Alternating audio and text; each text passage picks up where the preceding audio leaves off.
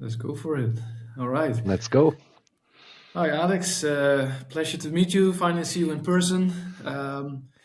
We've already met through some other people, and also a little bit through the internet. And you're actually going Yeah. to do a seminar at my gym. And I thought it would be a nice idea to just get to know you a bit, and maybe you can tell us also a little bit about the seminar later on. So, without further ado, Alex, tell me something about yourself. Yes. So I'm training martial arts my whole life, basically. Started Hmm. um, with traditional martial arts when I was 6, and about 11 years ago, started with BJJ and Hmm. also MMA. And yeah, since about 8 years as blue belts, my wife and I started our own martial arts school, Team Laurien and Alex in Munich. And Hmm. yeah, since 2020, we are busy with the constraints-led approach, ecological dynamics. Awesome. So you're basically a lifelong martial artist and seen a lot of stuff, starting with a more traditional background. I hear. Yes, started with a lot of drilling and very, Hmm. very little sparring, and transitioned to all life training to the point where I basically can't drill anymore. It's really hard to drill nowadays. So I also have like a limited background in some traditional stuff. It used to be like, okay, so it's your turn. You punch me, then you wait, and you grab my wrist, you bend it some way, and I do like a spectacular break fall. Is that the thing that you're doing? Pretty much, yes. Did that That's kind of stuff till second degree black belt, oh and man. it, some of the stuff I could actually Mm. apply to jiu-jitsu, but it was a lot of work to get Oh all the yeah, throws and the wrist locks and that stuff actually working. it's like the ultimate troll move, right? To get a wrist lock on somebody. Yeah, it's most fun to do it and shout Aikido whilst doing it, especially when it's from standing. Yeah, so it's amazing. And you also tell me like you started teaching basically at blue belt level. That's not really a common thing, is it? Starting to teach at the blue belt level. Hmm. I mean, I was already teaching traditional martial arts before that, Hmm. and we started coaching the youth, especially with BJJ already then, and they were really excited about it. And yeah, there were several reasons that got us to open our school, our own school at Blue Belt. Um, Hmm. yeah, um, That's I nice. think Yeah. I've seen many people coaching at Blue Belt, Hmm. and I've also seen many people coaching at lower belts actually being much better and connecting much better, especially to beginners, Hmm. than some black belts, because they might Hmm. have the skill in the martial art, but it's a different coaching is a different skill set, and Hmm. also relating to people who are just starting when you're already 10 Yeah. years in is Hmm. hard for some people. Hmm. Yes. Yeah, I agree totally. And being a black belt in a martial art doesn't mean you're a good coach, right? It's also with CLA, I've met many black belts that with their body they understand jiu-jitsu, but they Hmm. have a hard time creating games for Hmm. or task um, task focuses for their students, because they know what they are doing, but Hmm. they sometimes don't even consciously know what they are doing and why they are doing it. It's just skill is so embodied that it's Hmm. like there's a difference between Yeah, knowledge of and knowledge about. yeah, I Uh, understand. It's interesting that you say this. I think for me that's also the case. I'm still a white belt in the constraints-led approach. That's why I'm very happy that you will teach the seminar at our gym. Looking forward to getting to know something a bit more about the constraints-led approach. What can you tell me about the seminar? I know you've been preparing a lot. You don't want to share everything, but just give a little bit of a sneak peek, okay? Yeah, so the seminar will be about grip fighting, and Mm-hmm. especially in judo, grip fighting, of course, is pretty. There's a lot of focus on, but in Mm-hmm. jiu-jitsu there is not that much No, not focus so on. much. Often No. it's like get your grips, but Mm. what are your grips? What is an effective grip? So Perfect. effective grip is a grip where I can move off balance and ultimately throw or guard pull, depending what I want to achieve. That's So nice. I need to get the grip that Mm. I can achieve the results I want to achieve. And we are gonna really focus on that, see what kind of grips do we want, what kind of grips help us to move through our opponent. Oh, And nice. depending on how it goes, we might also look into how Mm. can we throw our opponent so that we land directly past the guard and don't have to deal with guard Oh, that's passes, leg awesome. locks, all that kind of stuff. Yeah. It's amazing that you say this.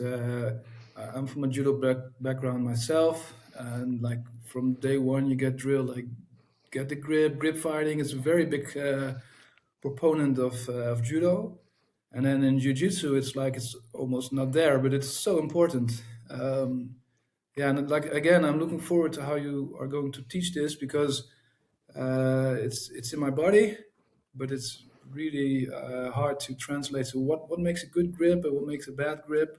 Why does something work? Why doesn't it work? Um, so looking forward to it. And maybe you have a little bit. I keep insisting, right? Maybe you have already Yes, one little trick you can share with us. yes.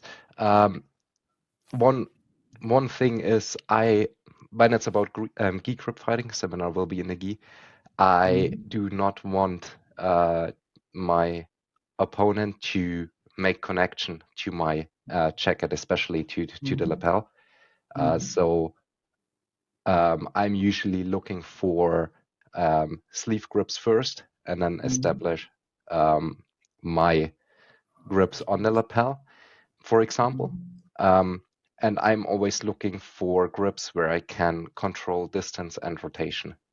That's the Nice. two main things, and how that looks in practice. I think Mhm. it's easier to show and play with than to Oh, for sure.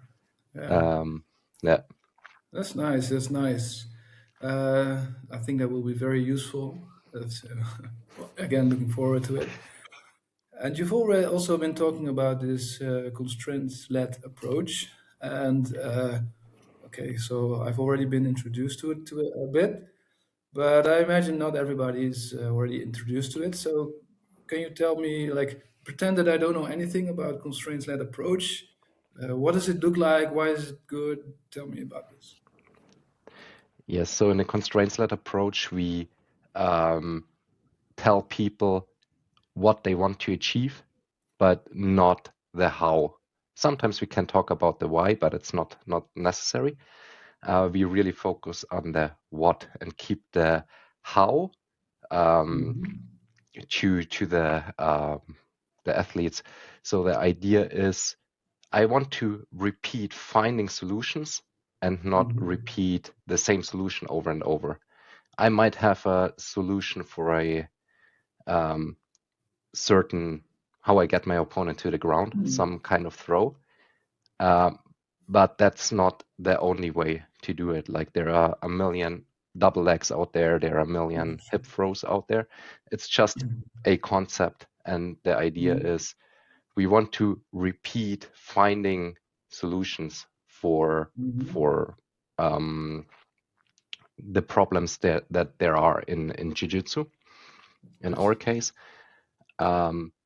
Yeah, and not get people into tunnel for I want to get exactly the thing that coach showed me. Yeah, nice.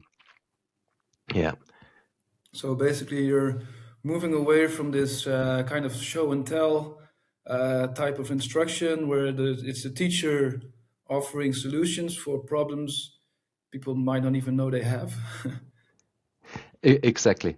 That's the main thing. We don't want to solve future problems. Like when I was a white belt, it was like, okay, and step 7, you need to do this because at black belt level, they are allowed to, I don't know. And I'm like, I'm a white belt. Why do I need to remember this now? So it's like we want to basically create certain problems for actually both players. That's the other cool thing. Both players are acting at the same time. They are practicing at the same time, and they have, in a way, opposing goals. They have opposing goals to achieve. Of And course, that's fighting, right? You always have opposing goals, so makes exactly, sense. exactly. That's where the aliveness of the training comes from. And then, of course, when we just say, okay, just spar, or then we get, or we put, when we put them, for example, in a guarded situation, and we say, okay, you pass, you sweep, then we are exactly in positional sparring, which is very helpful. We do definitely do positional sparring. But now the issue arises when they don't know anything yet. Then useful stuff might happen, or nothing happens. I mean, probably we would first need to define anyway what is a pass, what is a sweep. Exactly. But the search space might be too big. So we might tell a bottom player to search for, when it's a kneeling opponent, for example, to search for upper body control by connecting to the shoulder. We might even show certain ways how one could connect to the shoulder, so we can off balance them, get their hip to the mat, get on top. So And basically, that's the for the constraints part of the constraints-led approach, right? So you give exactly, like constraints, make the goals really small, and then focus on one it's skill. yeah. This is basically now a like the difficulty is when I need to restrict the search space. Like I need to constrain what they can do so that they can find effective solutions in in the amount of time we have, because we need a certain amount of success, and we can also redefine what success is, so that people stay engaged. That's Yeah. interesting. Yeah. So we use constraints to highlight certain possibilities so people can find them. Yeah, That's the perfect. That's nice.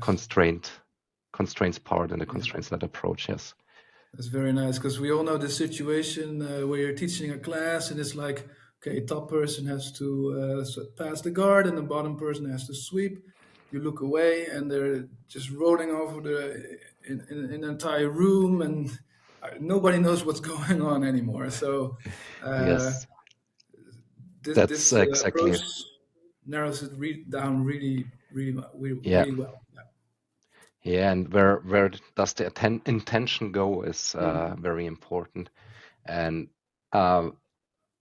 with this, also people learn to set their own intentions, their own goals for training, and they learn to keep their focus there. So people go to an open mat, and usually they are like, I'm just gonna Let's spar, let's smash. roll, man. Let's get the Let's go. adrenaline And pumping. and Yeah. that is fine. That's totally fine. The question is, how much better do you get when you do that? Oh, for sure. But when your intention is to just go there and have fun, That's fine. But then the question is, how do you have fun? And when you Yeah. start thinking about, okay, what is really my intention? Then good things usually start happening. Yes, because in the beginning it's like for I think you described really well why this constraints-led approach works for beginners. Like everybody knows when you start jiu-jitsu, you don't know what the hell's going on. Like Rickson Gracie used to talk about the ocean, right? There's a lot of Yeah. sharks in there. You're a fish, not even. um, so basically, by using this approach, you don't dive into the ocean, but you dive into like an aquarium. Yeah. And then the other side, when I say positional sparring, and I have somebody who is very good at Mm, maybe exactly one thing, or mm, also seasoned black belts, they usually have certain things they really like to do. We mm. call that attractor bellies.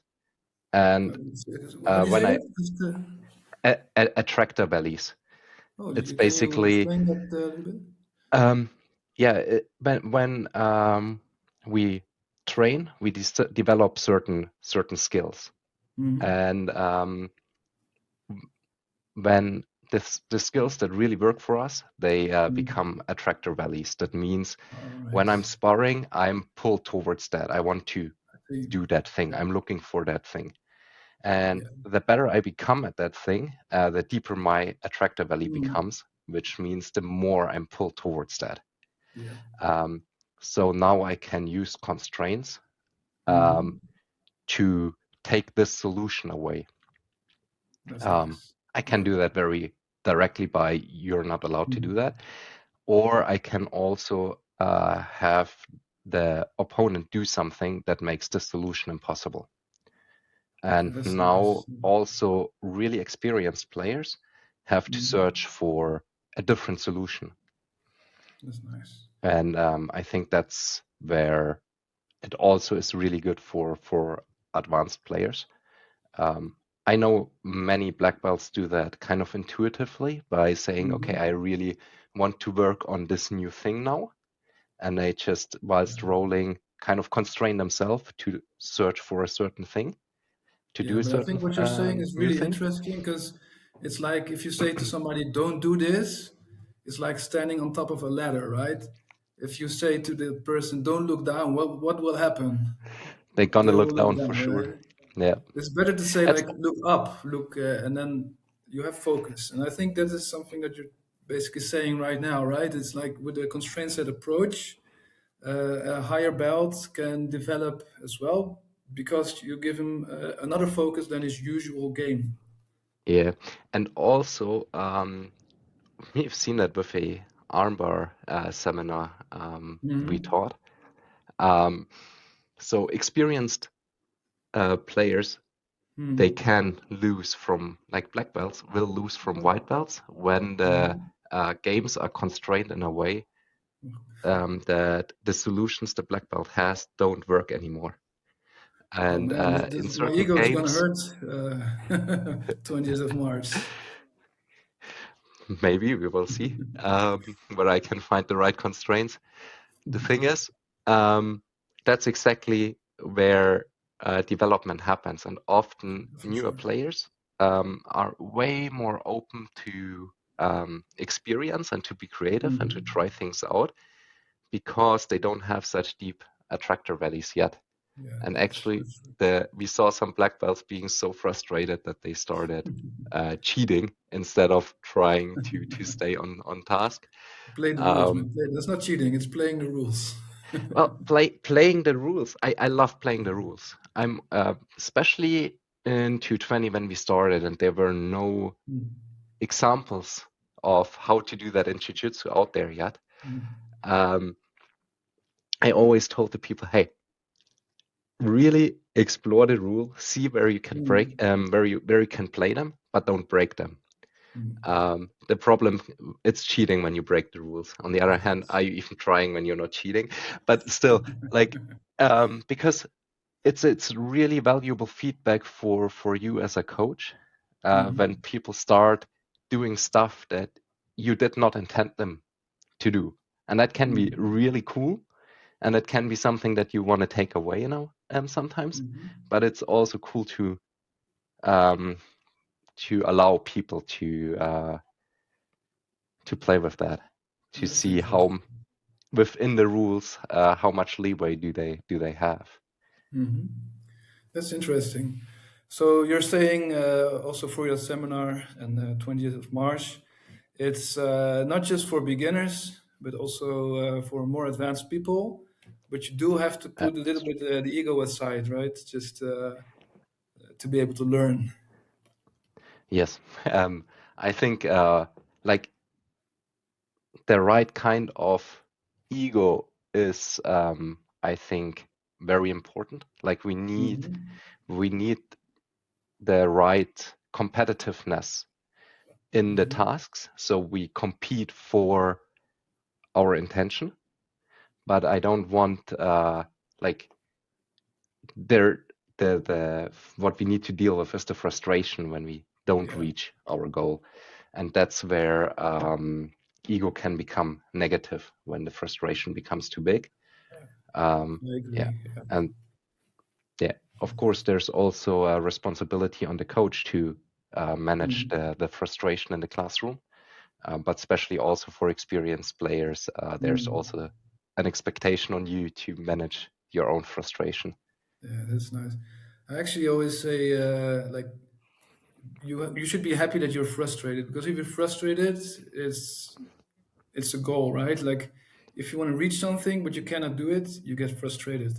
For me, Yeah. if I just do my own thing all the time, like that, you call it attractive value, right? Attractor value. Attractor valley, like Valley, I yeah, like that. yeah, Then I will win my rounds, but I will never feel frustrated. So for your seminar, the 20th of March, I hope actually to get a little bit of frustration that makes me want to improve and grow. So yeah, looking forward again. It's not me just for too. beginners, also for advanced people.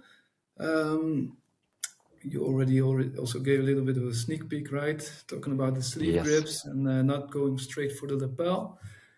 So like, If you're really good at grip fighting, and it's still very interesting to look maybe at how I use constraints, and we can talk about the constraints-led approach, how to use that to get certain effects, and maybe some creative ways you haven't seen yet in the use of this method.